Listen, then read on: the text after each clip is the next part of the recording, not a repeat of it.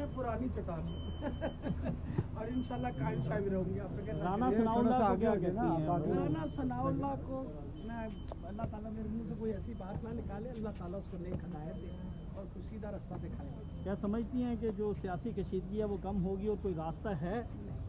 होनी चाहिए। बेगुनाह लोगों को फिलफौर रिहा किया जाए। हम दरख्वास्त करते हैं जो भी जिम्मेदारान हैं कि ये हज़ारों कौम के बच्चे जो बेगुनाह पकड़े गए हैं, जो मौके पे भी नहीं थे, उन सबको फिलफौर रिहा करें।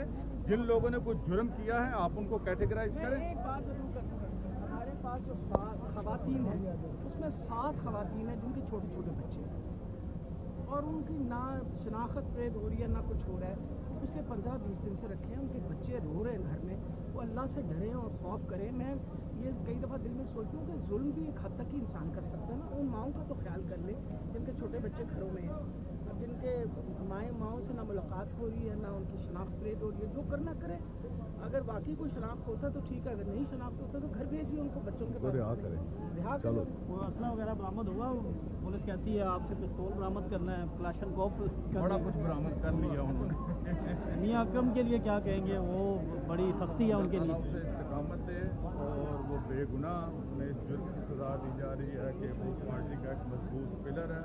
उसने ज़िमनी इलेक्शन में ज़बरदस्त शिकस्त दी थी इन लोगों को, इम्पोर्टेड हुक्मरानों के नुमाइंदों को, और मेरे ऊपर दबाव बढ़ाने के लिए